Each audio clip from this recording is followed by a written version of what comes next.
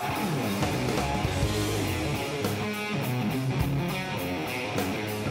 at any Best Guitarist list and you'll likely see Joe Satriani's name near the top. He's toured with the likes of Mick Jagger and Deep Purple and has released 14 solo studio albums.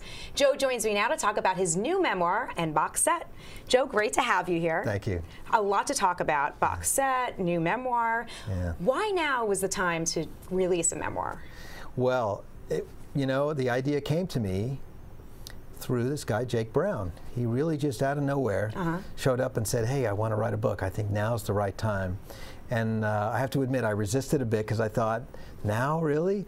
But once we started going with it, I realized there was a lot to talk about. Yeah. And then once Ben Beller got involved in publishing and the book got turned around into putting it in my own voice, then I realized, wow, there is a lot to talk about here.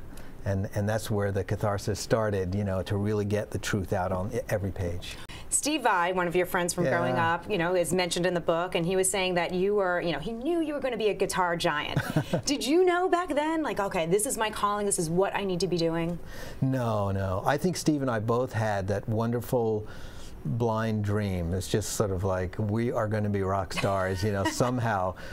But it's typical when you're 14 or 15 years old, all the details are somehow fuzzy, or you just don't admit that there's lots of details you have to address. So we just figured somewhere in our future, when we're grown-ups, we'll be doing this on stage and everything will be worked out. And that's a beautiful thing, because I think if when you were young, all the heavy stuff that's going to happen to you in life is laid on top of you, you probably wouldn't put one foot in front of the other. But when you're 14 and you love music, it helps you just focus everything on that song you want to play that day. And then tomorrow is the next step, and you build on that. And then as you get older, your awareness starts to, you know, blossom. I think that's very important. That's a beautiful period in life. Do you feel like you can attribute that to your practicing all those years, or just come naturally? Did just Satriani just rock from the beginning? No, no. My family reminded me quite a bit during this process that I was crazy about practicing, that I just insisted that I would have to do everything I knew how to do every single day, no matter what.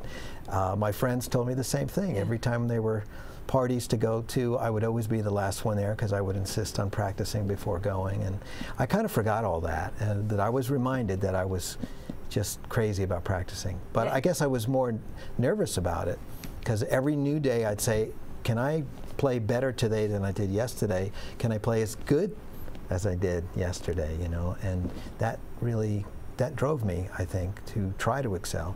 Do you feel like you're still learning, that you're still improving? Well, I'm still learning. Yeah.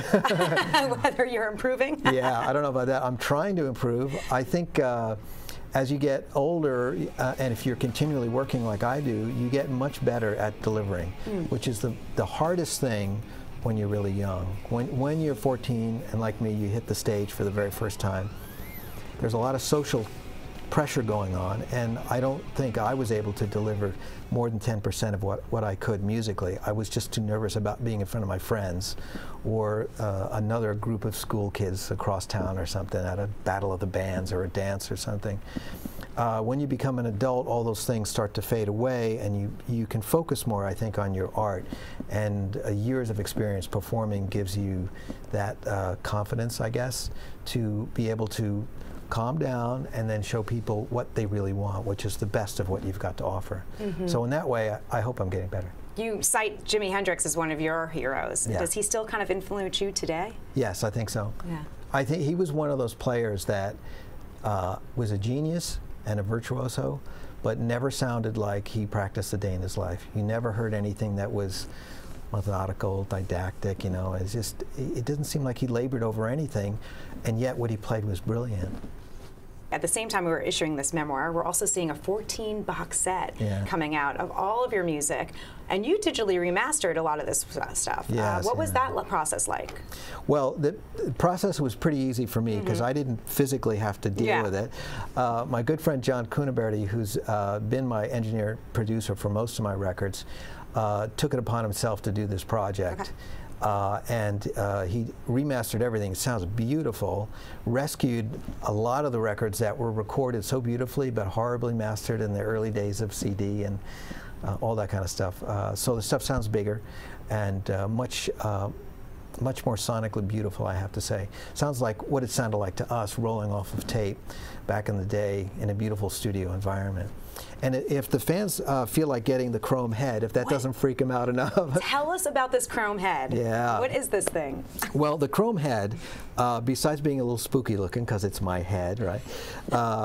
You know, they did that strange photography where they spin the cameras around your head and they get an exact model of your head and they shrink it down, which I wish I could do to my own head sometimes.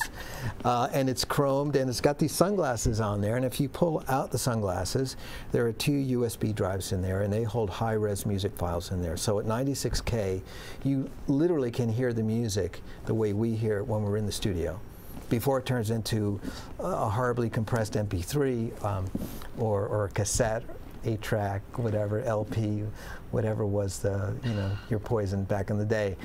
So this is really a rebirth for all the recordings. Going through this process, do you have a favorite album? Ooh, well, favorite albums for different reasons. Okay.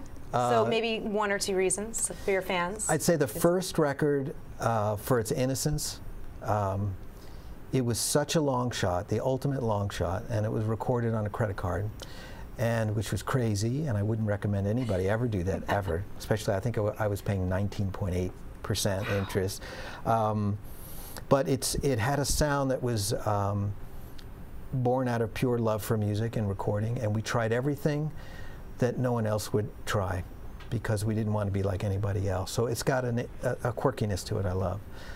I probably think the album Strange Beautiful Music has quite the immediate sound to it. It's probably the most immediate sounding one, the least amount of unusual ambience, and that from a recorder's point of view, from an engineer's point of view, it holds a special quality to it, I think. And then there's the eponymous release from '95, maybe because it's so bare bones and revealing. It's a bit difficult to hear for me to listen through, but when I do listen to it, it kind of makes me go, wow.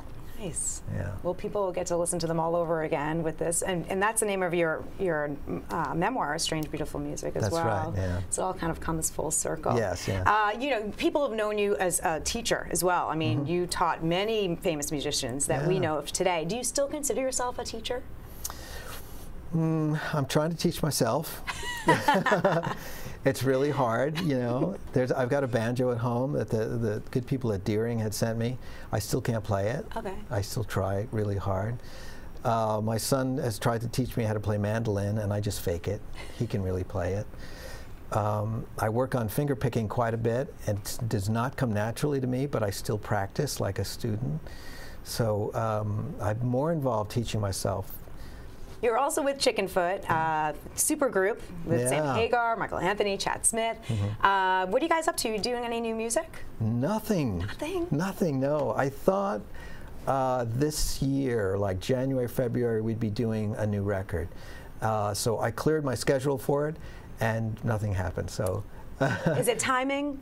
It's very difficult. Yeah. Everyone's got something really cool happening, and so I spoke to Sammy just about, maybe it was yesterday, about getting together next week just to write anyway. So we'll just keep the writing going, and then once the schedules somehow free up, we'll just quickly start doing it. Okay, well, something to look forward to. Yeah. Thank you so much for coming in today, Thanks, Sam. my pleasure. It was really great. Joe Satriani, his new book is called Strange Beautiful Music. For this and all things entertainment, stay with CBSNews.com.